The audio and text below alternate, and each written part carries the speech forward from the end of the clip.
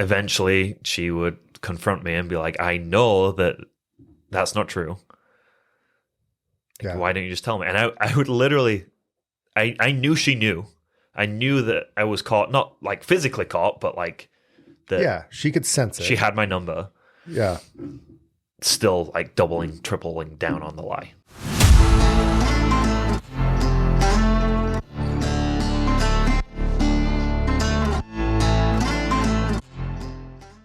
Purpose Driven with Alex Cornwall. I'm here with an amazing guest, a brother of mine. We're a part of our same mastermind group. I've known Gareth now, 2 years, and his willingness to come on and be so vulnerable, share his story. I'm really excited for you to listen to his story, listen about his addiction, how he's overcoming that addiction, and the steps and where he's going from here.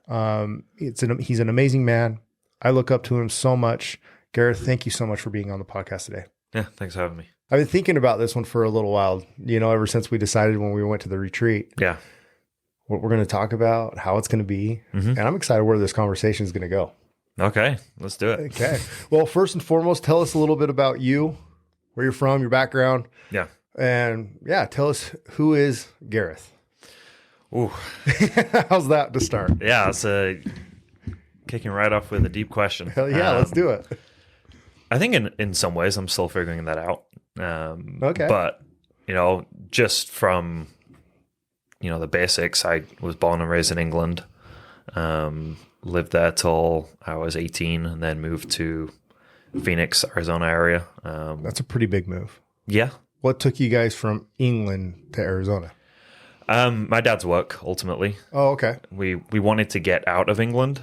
We had some family that had done the same, some in New Zealand, some in Canada. We were looking at Canada, at following them there. And I think my dad was on like international job boards, something like that, and saw a job in Phoenix. And it was as we were driving my cousins, my aunt and uncle and cousins, to the airport so they could move to Canada. My dad was like, "Hey, what do you guys feel about Arizona?" And I was like, I know nothing about Arizona. I think I've heard of it. Yeah. I think back now and I'm like, I have no idea if I knew much about it. They have the Cardinals. I didn't even know that. That's about it. I didn't even know that. You didn't? No. Okay. No, I wasn't into like the American sports. I was full-blown soccer, football. Yeah. So that wasn't like even a thought which sports teams they have or anything like that. It was just, I don't know. And I remember like just this feeling of like, this feels right. Huh. And I don't know that was the first time I'd felt that, like that clarity of, sometimes you get those like yeses in life and it's like, I no idea why, no context, nothing. It just feels right. And then my brain started going with like all of but my cousins are in Canada. I don't want to, all of the reasons why not. Yep. Kind of popped up. But, and then 3 months later, we were in Arizona. 3 months later. So it was quick. I think so. It was September. Yeah. Yeah. Like and 3 or 4 months later. And that was when you were 18. Mm-hmm. So you moved there when you're 18 from England. Yeah. Was the transition to come from England here difficult for you? Yeah. One of the darkest times of my life. Why do you say dark? The darkness was like the voice in my head. Okay. It was very, very the most depressed I've been. One of the most depressed I've been. I really, really struggled. Did you feel alone? Like what made that struggle? I felt alone. I'd spent most of my life really trying to figure out who I was, where I fit with different groups of people. I bounced between friend groups because I never, in school, I never felt like I really fit in with people. And of the 2 years prior to that, I had finally found a group of friends that I felt accepted. In England. Yeah. And so, it took that 2 years to really allow myself to feel that acceptance and be me without I mean, I still had masks, but without like I guess the chameleon that I tended to be. You see that a lot in high school too. Oh yeah, The different friend groups, like you talk about, you got the jocks, the band nerds, the drama, and all that, and all of the above, and everybody has a mask on it. Talk about that a little bit. Like how did those masks in high school? I mean, is it something that you've carried to this day? Very, very minimal now. That's good. Very, very minimal. And it's taken a while to get there. I think the biggest thing in high school was I didn't know who I was. And you're still trying to figure it out. I'm still trying to figure that out, but I know a lot. It's more of a security, a confidence in who I am. Yeah. In what I know now of who I am. But in high school, I didn't know that. I had no idea who I was. I had no confidence in who I was, no self-esteem. And the belief was if people really knew who I was, they would leave me. They would reject me. That was like one of my core beliefs. Where did that limiting belief come from? I mean, that's a pretty young age to have that kind of limiting belief. I've sometimes thought that I was born with it, Okay. which it's not true. Yeah. I had experiences where I started to believe that, definitely. But at a pretty young age, I was in school, elementary school age. I was bullied pretty heavily to the point where I changed schools because of it, because the school did nothing about it. Really? You had to change schools and everything? Yeah. It was, I remember being very, very young and believing that belief about myself. And get started in kindergarten, first grade. And that was when that belief is you're not worth it. Yeah. Not worthy. Not worthy. I'm alone, so I might as well just be alone. Yeah. Kind of thing. Like I can't show people me. I can't be who I am and be confident, because if people really knew me, they would reject me. Yeah. That's interesting.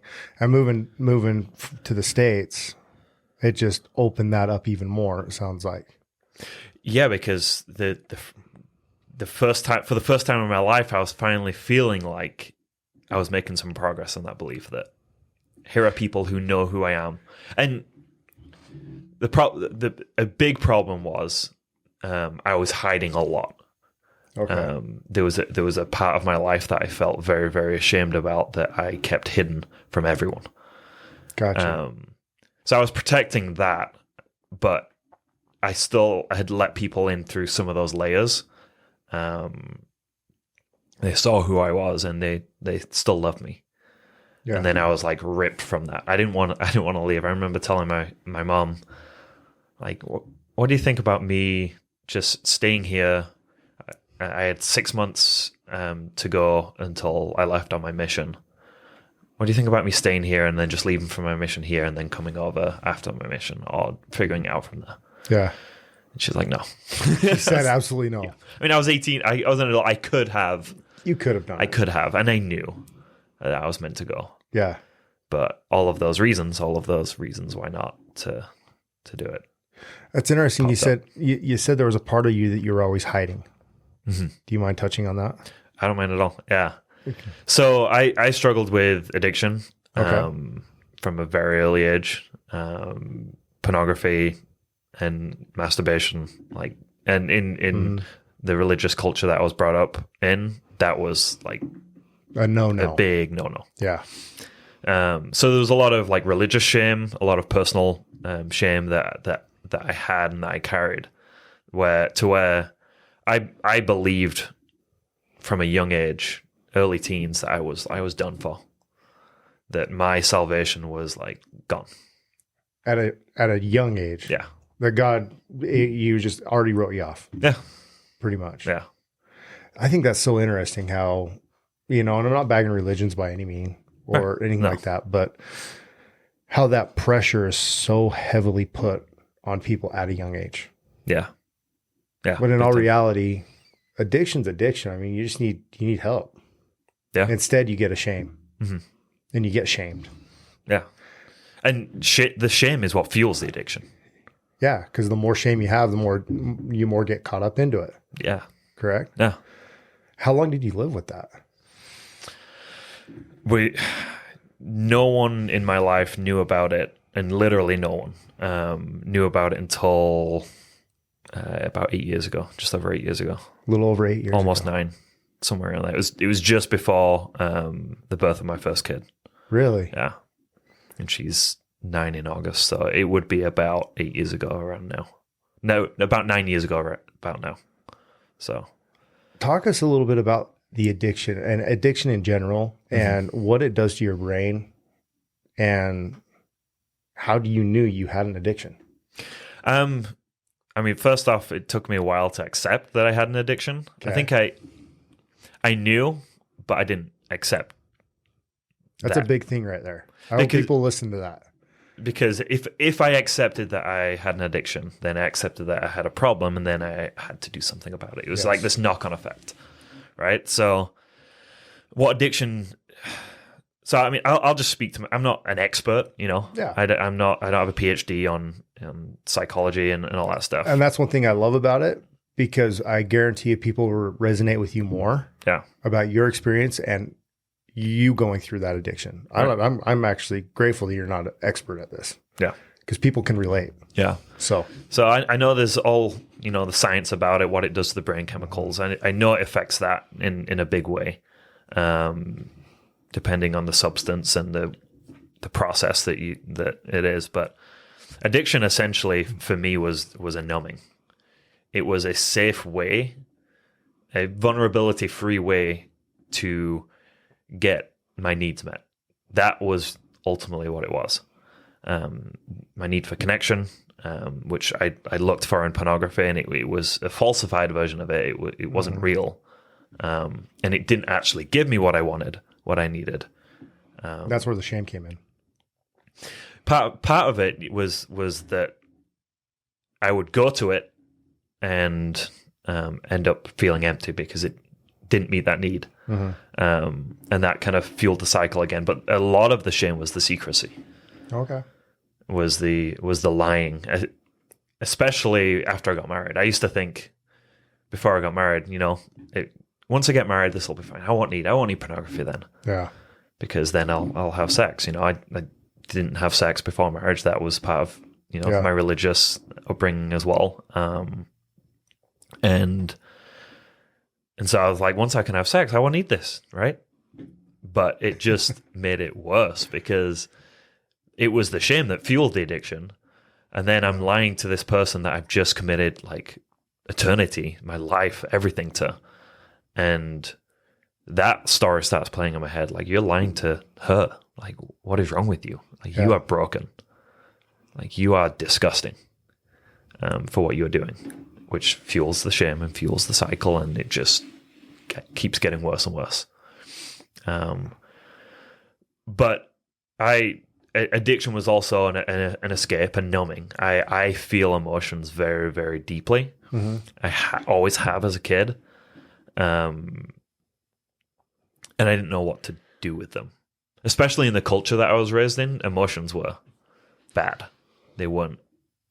And again, this was just my experience of it. Someone else, you know, even one of my siblings or whoever, like raised in that same environment, may have a different perspective on this. But based on what I experienced, it felt like emotions were bad. Yeah. That if you felt sad, felt angry, felt whatever, then just deal with it and move on. It's interesting you bring up emotions. Yeah. Like these past few weeks, I've been doing a lot of studying and research and just a lot of meditation about emotions in general. Yeah. And I love what you just said there, where we're never taught on what to do with them. Oh, no. You know, we're never taught about, you know, I was actually working with a coach about sitting in sadness. And that whole notion that sit in your emotions that you're in so you can learn from them. Yeah. That's a concept. Like, it was 2 days ago that I had this conversation, and it was so mind boggling to me. Like, wait, sit in sadness? Mm-hmm.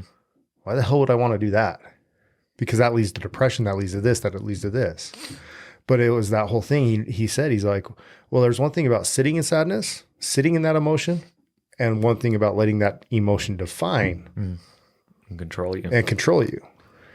And not just, letting it define you. Yeah. Creating stories about yourself, beliefs about yourself because of the emotion. I mean, to think about how many emotions you are going through your mind being addicted and having that addiction that were defining you at that time. Oh, yeah. I mean, what were some of those emotions you were going through? I mean, shame, of course. Shame. I was deeply depressed growing up. A lot of anxiety. I didn't recognize that at the time, that I had anxiety and I had depression, because I just numbed it out, right? But yeah, a lot of sadness, It's just a ton. Yeah, but not. It wasn't like sitting in it. Like I like what you said there. Like the difference between sitting in it and like wallowing in it. There's a huge difference there. Wallowing is what I did with it. Well, I think that's what most people do when you have an emotion hit on. You wallow in it. You're like, "Oh, poor pity me." You become that victim mentality we were talking about right before we started. That I just victim want to sit mentality. in the corner and have my little pity pie. I did it yesterday or 2 days ago. I was like, "Oh, poor pity me. Come console me." And it's like, all reality. No, console yourself, asshole. Yeah. Like, get out of this. Yeah. Learn from this emotion. Yeah. And that's one thing that we don't do. Right. Is learn from it. Right. Did these emotions help you recognize that addiction? Like what helped you actually go, okay, I need help? What got you to that point? I know we jumped right into it too. Gareth. I hope that's okay. No, that's totally fine. Yeah. Getting caught in a way. Okay. That was kind of of all getting caught. I guess that of all the things to get caught with, it wasn't like pornography. I wasn't like sat at the computer with my pants down, like looking at porn when my wife walked in, which I know has happened to people that I know. It was like it's still a little bit embarrassing, but it kind of shows the depth of the addiction and the lengths that I would go to try and get that high. It was literally a mail out flyer for like a Soma magazine, which is ridiculous. So like just like women's underwear, lingerie. Yeah. No, I mean not even lingerie. Like you can't see anything. Everything is covered. But in my head, it was like I just saw it and probably was feeling some uncomfortable emotions that I didn't want to feel, didn't know how to deal with. Or rather, I'd learned this is how I deal with it, is I go to this. Yeah. And just opportunity right there. Like I was looking at it, staring at it, and wife walked in. She was like, "What are you doing?" And I'm like, "Oh." Tried to make some excuse, and then, a day later she came to me and she was like, "That excuse doesn't feel right. Like, what's going on?" Yeah. So I just kind of took a deep breath and told her just enough. Just enough to help your conscience feel okay. Yeah. I've got a problem with it. It's once every now and then, and and it was a very meaningful moment in my life because I talked about like not showing people who I truly am, like everything. It was just kind of, I peeled back some of those layers a little bit more, let her in a little bit. Did you feel a sense of relief? Oh yeah. Talk about that a little bit. Whew. It felt like a weight was lifted. This secret that I had a problem with pornography was lifted. I do want to make this point too. You're still currently with your wife. Mm-hmm. You're happily married. Yeah. You have how many beautiful kids? 3. 3 beautiful kids with one on the way. Yeah. I want to make that point for the audience. You went through some of the hardest times when that came out. You think your life was going to end at that time. Yeah. Oh yeah. If people found out that secret, in my mind, like, she was gone. There's no way that she would stay with me because I was this disgusting, awful human being. Yep. And had all of these fears and stories written about it. Isn't it so interesting that we always, our deepest fears and our deepest doubts about ourselves are always worse in our mind than what they really are? Oh, yeah. Oh, yeah. Isn't it? It's always interesting to me. Yeah. But when you actually step back and look at the big picture, what do you actually see? Are you alive? Right. Do your loved ones support you 100%, regardless of what your crap you're going through? For the most part. Yeah. Are they going to be mad at you? Or is there going to be some trust you got to rebuild? Probably. Yeah, probably. Yeah. But she's still by your side. Yeah. That's interesting to me. We always do that. I know I do it all the time. Yeah.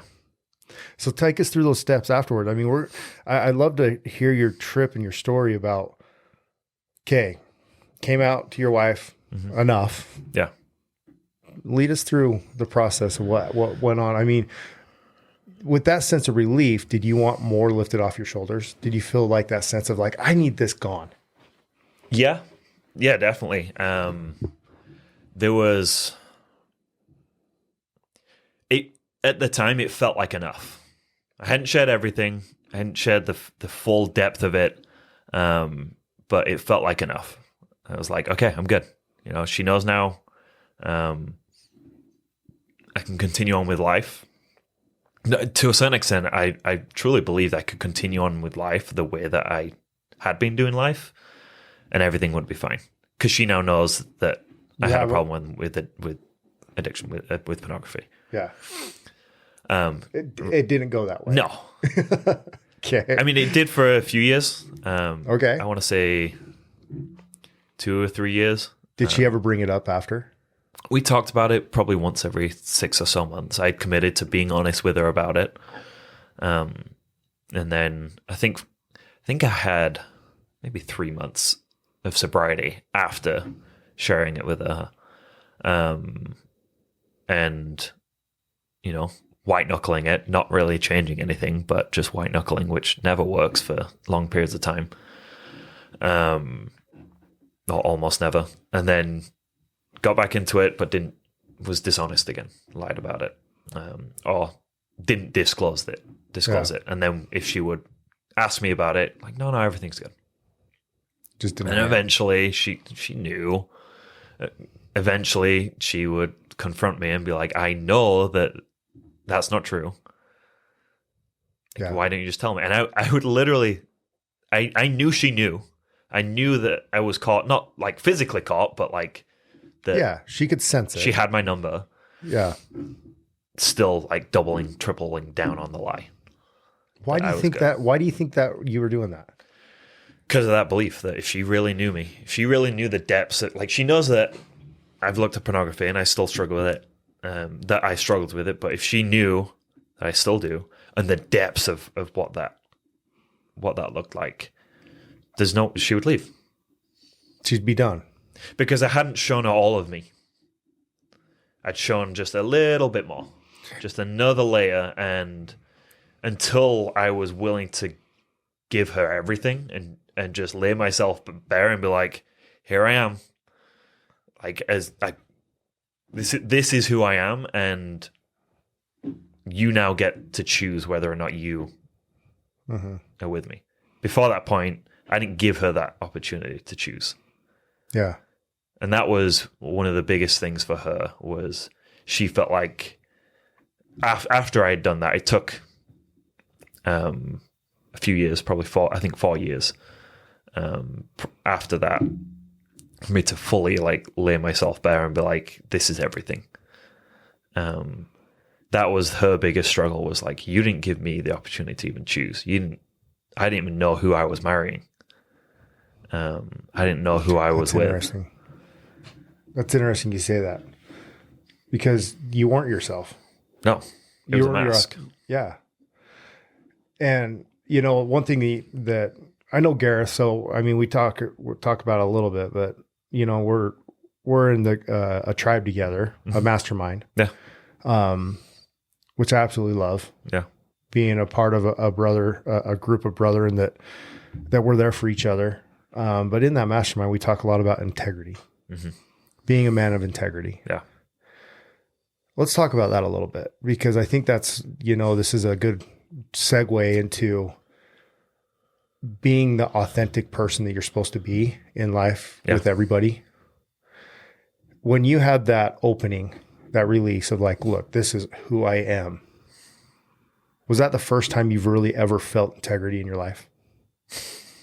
Yeah. How did it feel? What was that emotion? Talk us through that emotion. There was a lot of emotion. I can only imagine, man. Whole bunch of fear. And part of that was like, I was constantly assessing her reaction, her response.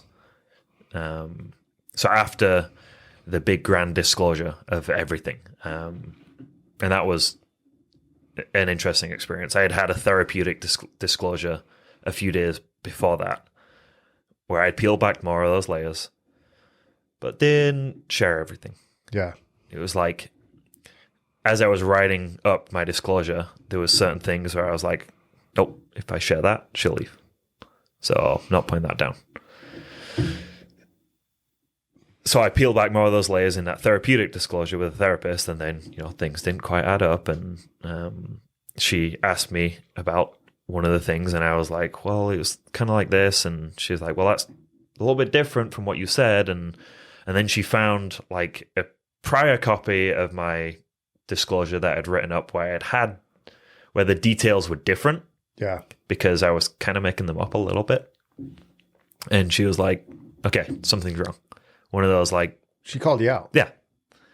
So we sat down, just her and I, and had like 5 hours of just me, like, okay, what else? Like, okay, what else is there? What else is there? And she's asking me that over and over again after I share something. Okay, what else? It was a hard night. I can only imagine 5 hours worth. Yeah. Dang. Of my deepest, darkest secrets. Here you go. Here's everything. Yeah. Now you get to choose. What do you want? And she went numb. I can only imagine. Like, and that was the scariest for me, was seeing her unfeeling. Just completely numb. Yeah. Because she's also a very emotional person, feels emotions. And I don't say that as a negative. Like, she feels emotions very deeply. Yeah. And I think that can be a superpower. And that was the first time in my life I'd seen her just glaze over. Completely numb. And like, what the hell am I doing? Yeah. Kind of thing. And I feel the emotions coming up now, even thinking about that, just the sadness that comes up of like, not so much like this is what I did to her, but like this was the consequence of my actions, right? So that's so crazy you say it. This is the consequences of my actions. Mm-hmm. So a lot of times going through addictions, going through, that kind of stuff, we never think about those consequences. No. You never do. You think you can hide it forever. Oh, yeah. Right? You thought you were going to hide this forever, like you said. Mm-hmm. Yeah, I told her enough just to get by. Yeah. And then but this part I'm taking to my grave. Yeah. Then shit hits the fan. Mm-hmm. But I do want to go over the weight that was lifted off. Yes, there was that sadness in seeing the one you love going through that. But talk about the weight that was lifted off of you. It was so freeing. Like, I don't even know how to describe it, honestly. And I hope people realize that and recognize that anybody that's suffering from addictions, you can have that same freeing. It's not as bad as what people say. Yeah. Right? I mean, it is. It's hard. It's hard work. I know people who disclosed everything and their wife left. That's true. But it's not about that. It's not about the outcome. It's not. Of the disclosure. It's about being a man of internal change. It's about that integrity. Yeah. It's about that integrity, not with other people, that integrity with yourself. How much were you lying to yourself? Because that's really what it was all down to. Yeah. You weren't lying to your outside people. You weren't lying to anybody else but yourself. Right. For how long? My entire life. Exactly. I can only imagine the weight that was lifted off. Yeah. Just being able to say, I did this. Yeah. I do this. I need help. Mm-hmm. And I felt broken, even after sharing everything. It was like I could see myself for who I was, and I felt like a broken human. Ever heard that saying that you have to hit rock bottom before you go up? Yeah. Was that your rock bottom? Yeah. Yeah, that was rock bottom. Rock bottom. I mean, rock bottom is whenever I stop digging. Yep. Dude, I like that. I had a choice at that point, even after disclosing everything. I had a choice whether or not I'm going to allow this to change me and change my actions going forward, or I could double down again and continue living life the way that I was.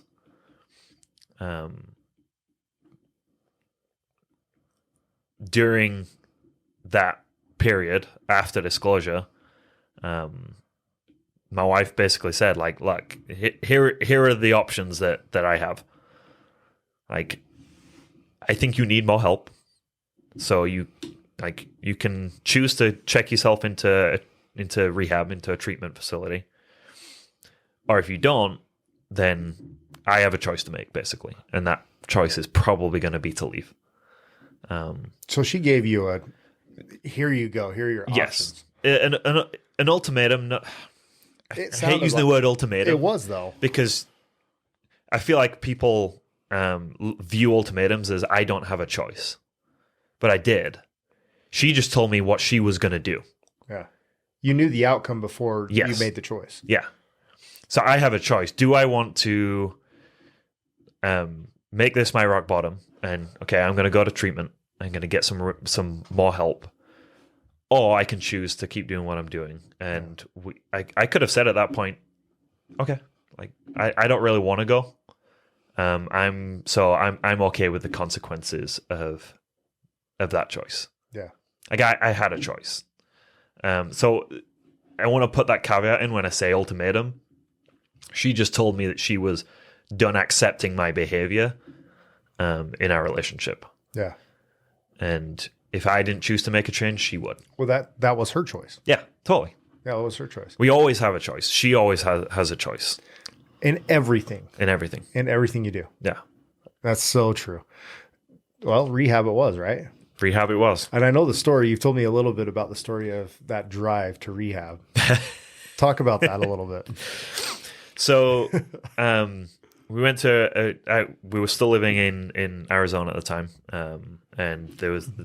How long had you guys been married? I'm trying to do math here. Let's see, 4 or 5, 6 years, So somewhere in there. Still fairly new. This was 4 years ago, and we've been married 12. We've been married 12 years now, so 8 years. Yeah. Yeah, we've been married 8 years. 8 years. Okay. Well, tell us about rehab. That drive there. That drive there. I like going through the hard time of you going there, just because it just puts it in perspective for people. Yeah. That change and overcoming anything in life is very uncomfortable, but the outcome is so beautiful. Oh yeah. If you're willing to go through it, that pain. Yeah. The outcome is so beautiful. I look at you, Gareth, and your story and what you've done and your vulnerability to come share this. Yeah. Like it makes me emotional thinking about how many people you're going to go help. Yeah. Because so many people don't consider sex as an addiction. Right. They don't look at it like that. Yeah. I've heard. Oh, pornography. Or pornography. What's wrong with pornography? It's so readily available. It's fine. Yeah. It's out there. They put it out there anyway. It's okay to masturbate. Right. But when it becomes an addiction, it becomes a have to, you've got a problem. Right. And for you to go out and share your story, dude, you're going to touch a lot of people. Yeah. And you're going to help a lot of people. And we're going to get into that here down the road. But let's talk through that uncomfortable time.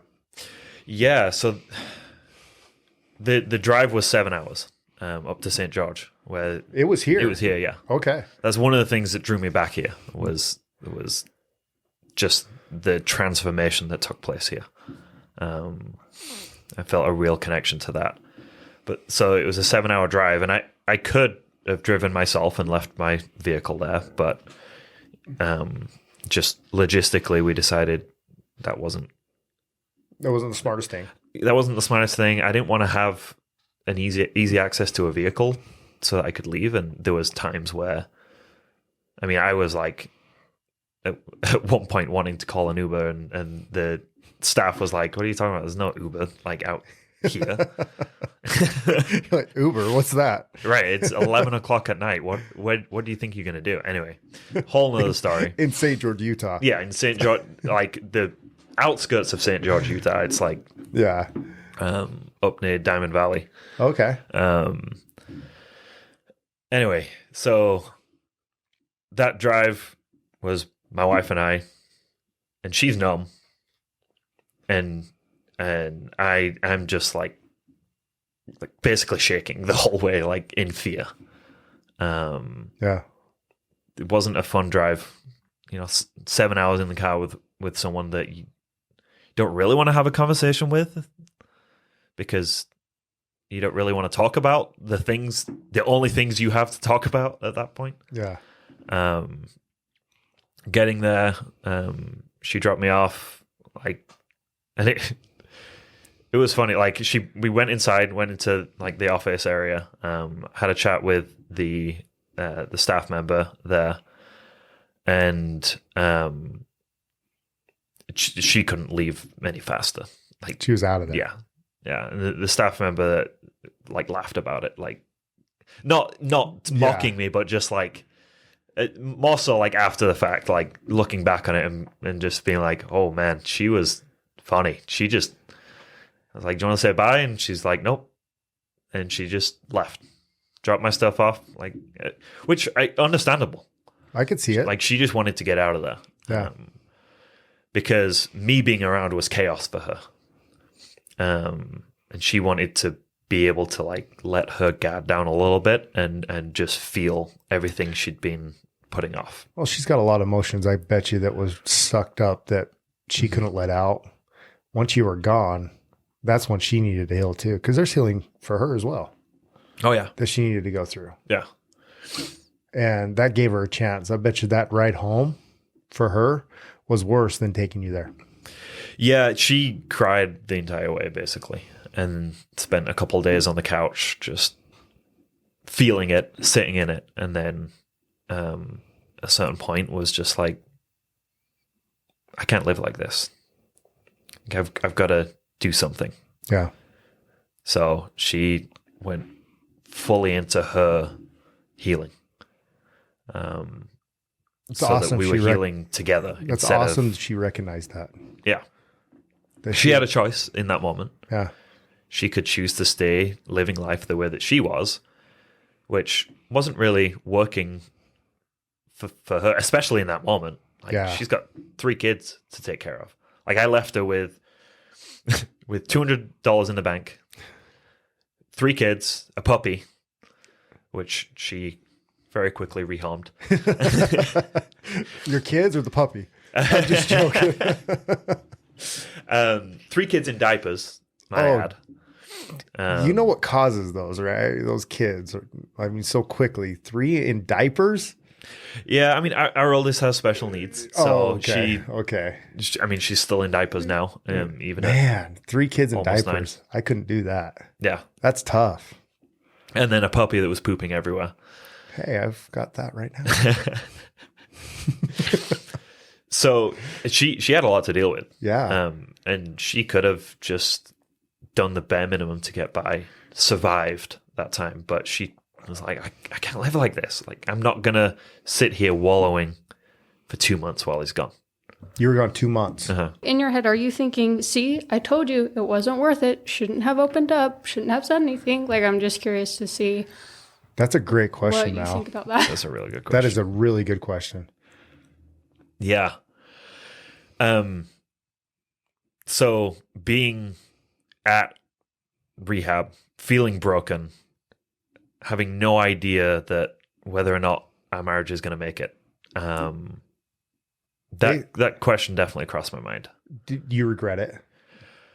That question of, I don't know if regret's the right word. Okay. It was almost you wouldn't have. that feeling of like, this is the consequence of my actions. And there was a period of letting go of the outcome of our relationship. Talk about that. That's important right there. Because there was a part of me that did like, I don't want to say regret. Like, it's trying to think of the right word to describe it. You were shameful. Yeah. It was shame. I felt ashamed for sure. But that and there was that voice in my head that was like, see, like, you told her these things and look what happened. Yeah. She's numb. You've broken her. Like, she's broken because she can't feel anymore. Like, what are you doing? Like, why would you do that? Yeah. That's insane. I told you so. Looking for all the evidence to support my beliefs. You're in your head a lot, it sounds like. Yeah. And it honestly didn't take long, because being removed from my environment, removed from everything, being put in an environment where all I had to worry about was the present moment, which didn't stop me from worrying about the future a lot of the time, especially in the beginning. I got really good at being present. But every time I went to the future, it was like that conflict of like, why would you do this? This was the dumbest thing you've ever done. But I also felt this insane relief, this freedom of like, I've told her everything. I don't need to lie anymore. Well, it wasn't just her either. It was, I mean, you went to rehab. It was out in the open. Oh, yeah. Your family knew. Uh-huh. Everybody knew. Yeah. I mean, I could see where you get that sense of relief. I mean, you were lying to yourself for so long that weight lifted off. Who gives a shit? You're free in a way. Part of me gave a shit. Yeah. I mean, part of you did. And that's when you were in your head going, oh man, I told you so. I wish I wouldn't have done this. Look at how I've broken her. But on the other sense, I mean, when you look at you, yeah, that relief that you got was able to, that I'm assuming that kickstarted that healing even more for you in rehab. Oh yeah. That was really the start of my healing. Because until then I wasn't able to really show people who I was.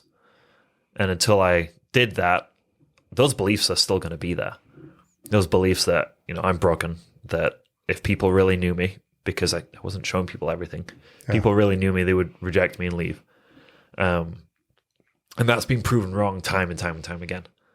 Every time I've shared with people, whether it's individually, group settings, on Instagram, like just putting it out there for the world to see. Every time I've done that, I've gotten support. And then maybe people are like, that guy's crazy. What is he doing? I don't hear from them. What's nice is you're not doing it for them. Right. Let them say what they say. Yeah. I mean, part of that is I have much more confidence in who I am now, and a security there. Yeah. That I know that even if those people who do reject me because of who I am, that I'm okay. Yeah. That, like, cool. You've seen who I am and you don't like that? That's great. Yeah. I don't need to have you in my life trying to like impress you, trying to make you like me, trying to control all of that. That part's freeing as well. Yeah. Do you see a difference in your relationship today? Oh yeah, big time. Talk about that a little bit. Huge difference. It's not just the addiction that I was hiding. It was everything. Like, what do you mean?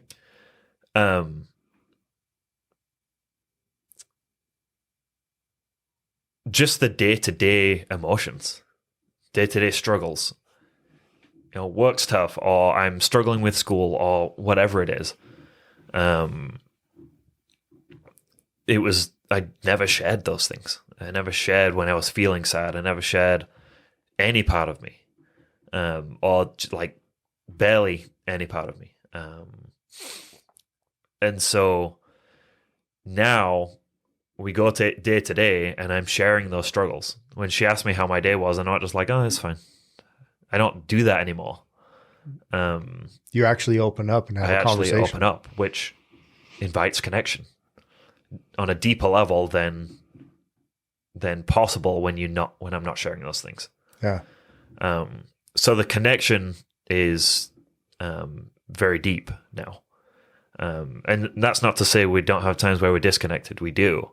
I don't believe there's a time where we're going to be just like, we're just in the zone constantly. We're in flow, we're connected, everything's great. Life is up and down, and it's learning to deal with those ups and downs and accept it. And the times where we're disconnected and where we're in conflict, they tend to be a lot shorter now. We recover quicker from that. And we've learned that the connection is really truly built, and the trust is really truly built in those times of repair. Like trust isn't built when everything is going great. We have to experience the opposite in order to know, even for her as well, that she can show me her like shadow side, I guess you could call it, her like parts of her that she felt like she didn't want to show people, and I can show my all my parts of who I am, and even if it's her angry and screaming and yelling and me lying and all of that, everything, and we still accept each other, we still love each other, we're still willing to repair, and it's in that repair that trust is built. Together. That's the biggest thing, is together. She sees you now, and you see her. Yeah, and that's the difference, because that wasn't seen before. No, it wasn't seen at all. No, I mean, how can it be? How can you really choose someone if you don't know all of it? It's true. It's true. How often does that happen in relationships as well? I mean, if you really think about it, that's so interesting. Like all of it. I'm so grateful and glad that you guys are working it out. Yeah. 'Cause it's gotta be a struggle, even to this day. I mean, addiction doesn't just go away. No. That's another thing that people don't understand. Well, I broke this addiction. I cut this addiction. It's always going to be a struggle. Am I wrong? I mean, there's ways to cope with it and adapt to it. There's different ideas about it. I went into like post rehab. I kind of made the choice that like this is not going to be my life forever. Again, it's a choice. Right. I love it. I would go to like 12-step meetings and hear from people who've been in 12 and this, I'm saying this without any judgment at all. Yeah. Like, and they like addiction and recovery was their life, and that worked for them. They found recovery that way. I personally didn't want to be in meetings every week. And so I made a choice to do it different a little bit and following the same principles. Like all the 12-step program does is lead you to look inward and upwards, to develop a connection with yourself and a connection spiritually. And so I did that in other ways. And I live recovery in other ways. I maintain those connections more than just going to 12-step meetings every week. And so, sorry, what was your question? I don't remember. It was honestly, you're going down the right path. Yeah. I mean, it's are you still dealing with that addiction? Pretty much. Right. I mean, and you hit it. I mean, 12-step program. And I love what you said. You don't have to, your recovery and your sobriety, as you call it, Right. is yours Right. and yours alone. Yeah. So it's whatever you choose to do to make it happen in your life. Right.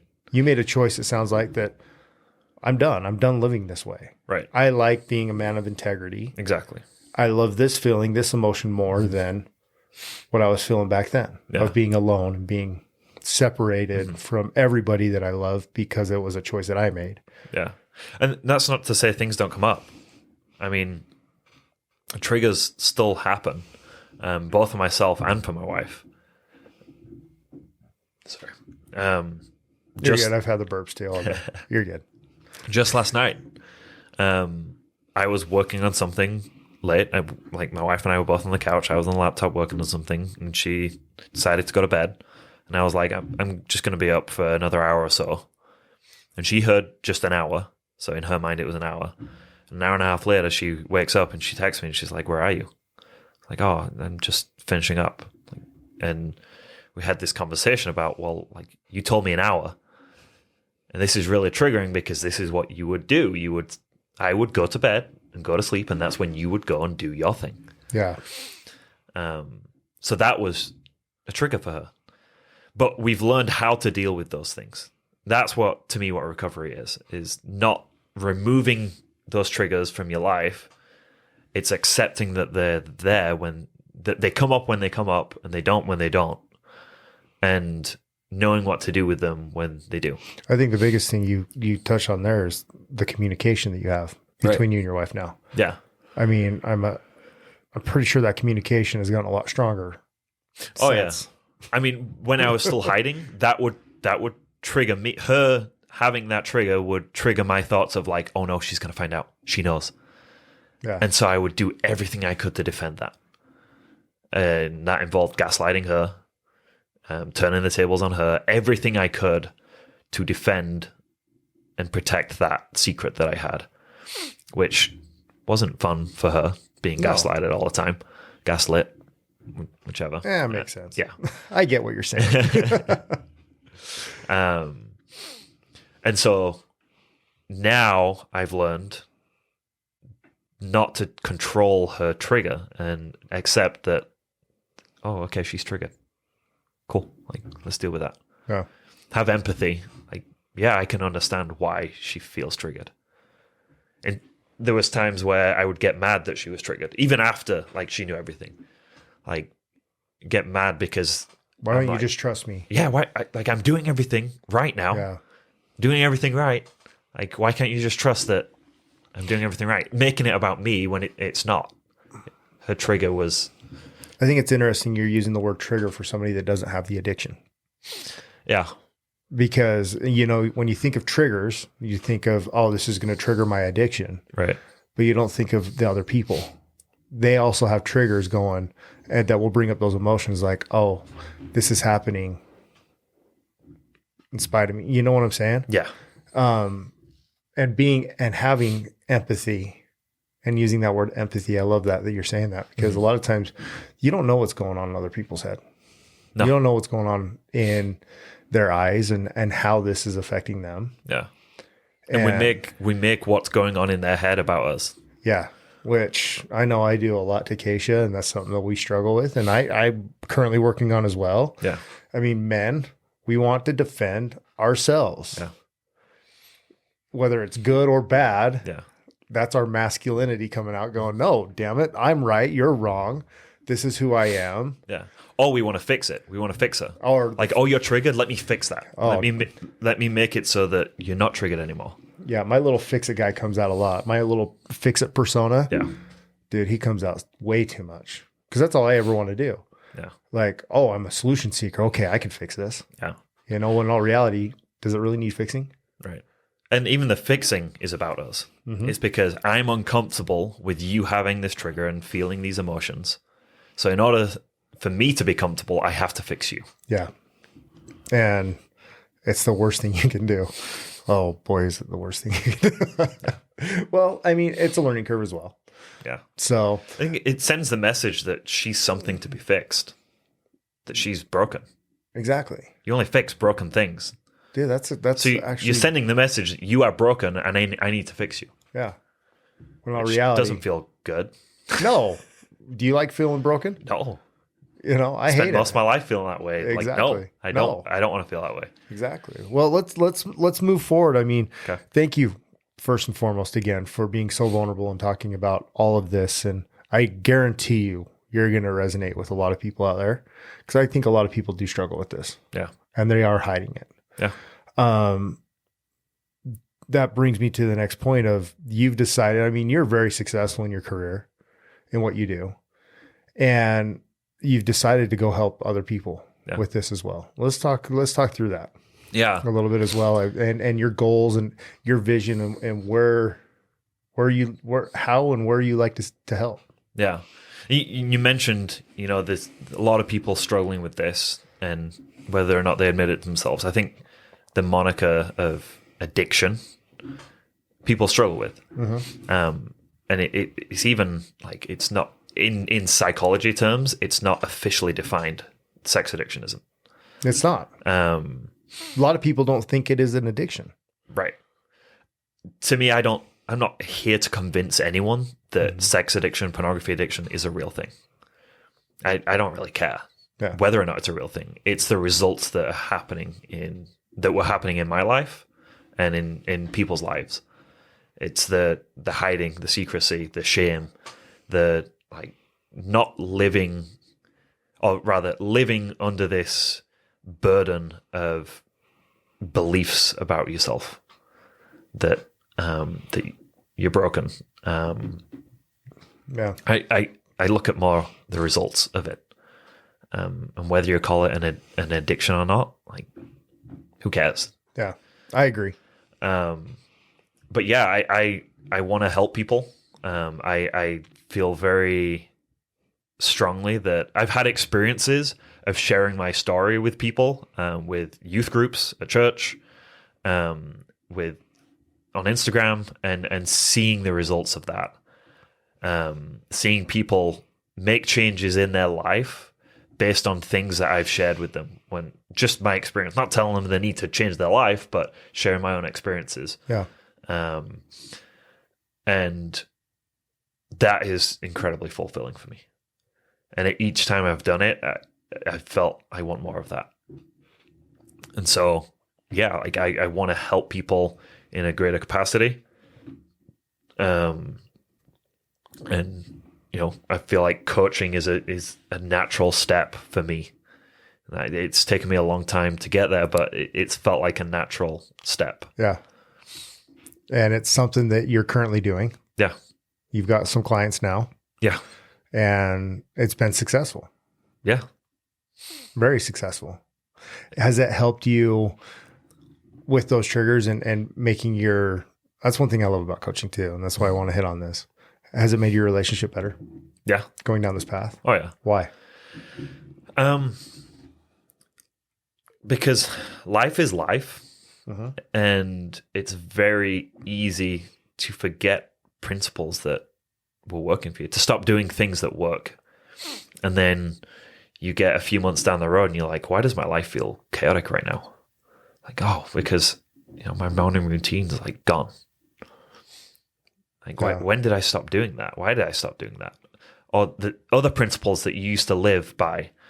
And it's not necessarily even big things. I'm not saying I'm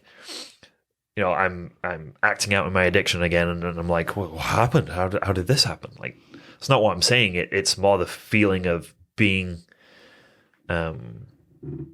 empowered in my life and living a life of purpose, of intention. There's times where I forget those principles of what makes my life filled with purpose. Yeah. It's ups and downs. And so coaching reminds me of those things. Every time I coach someone, I can't count the number of times already. I've only been doing this a few months, and already there's conversations that I've had where I've come out of that coaching session and been like, that was for me. They may have gotten something from that, definitely, sure. But everything I said to that person, I needed to say to myself, because I'm not living that way currently. Yeah. So that's been really impactful. Where do you see your coaching program in the next 5 years? In the next 5 years, I think I always want to work one-on-one with people. Okay. There's something special there. I think there's a lot of work that can be done in that. But I want to spend more of my time as it grows working in groups. One-on-one is great. I love that connection one-on-one. Yeah. But there's so much work that can be done in groups. Because remember, with shame and with stories, beliefs, and it's not just in addiction, people who don't have pornography addiction have these same beliefs about themselves. They do. From other sources and other experiences that they've had. group work challenges those beliefs in such a greater capacity. Being able to be in group therapy and share my deepest, darkest secrets with groups of men and be supported and accepted and not rejected, it reprograms. Well, and I think you realize too, when you're in that group setting, you realize you're not the only one either. Yeah. When you start sharing your story, how often do you hear, "Oh, I can relate to that. Oh, I have that. Yeah. Oh, yeah, that feeling. And oh, we experienced that. Oh my hell, yeah. A couple of weeks ago. We did in our retreat that we went to. Yeah. Such an amazing retreat. And it's hard when you come back here, like we were talking about that a little bit, like coming back to reality, as you call it. It's like, man, it's so hard.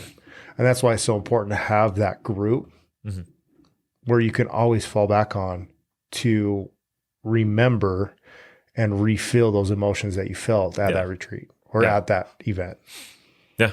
And I love it that that's what you're going to do. Yeah. I want to ask you one more question too. Okay. If you had no fear, what would you do? Where do you see yourself? I know it's kind of an odd question outside of what we're talking about. If there was no fear in your life, where do you see yourself and what would you be doing? This is what I want to do. But at a scale to where I can impact, countless people. Whether that's running retreats, which I want to do, running, group masterminds or whatever you want to call it, just having groups that meet on a regular basis or speaking at events, being able to get my message out there. And it's not my message, but my experience out there. Your story. My story out there for people to resonate with and connect with. That's where I'd be. Your true purpose. That's why I asked that question, because that's the purpose that's driving you. Yeah. That's one thing I love about that question. Well, Gareth, you're going to do amazing things, man. Yeah, where can people find you? Instagram is the best way. What's your handle? We'll put it in the link as well or down below. It's just at Gareth_Leonard. At Gareth_Leonard. Yep. It's kind of easy. Very simple. I love it. Well, Gareth, thank you. Any closing thoughts or anything that you'd want to say? Thank you for having me on here. I really appreciate it. We're brothers. Heck yeah, we are. And I appreciate you putting yourself out here. It's not easy hosting a podcast, and it takes going through some fear. So say that again. It's worth it though. I love it. Yeah, just hearing people's stories. You're able to share people's stories with a greater audience, and the impact that can have is huge. So thank you for doing that. You're going to impact millions of people down the road. I honestly, truly believe you will. Your story is amazing. Your vulnerability and your willingness to talk about it.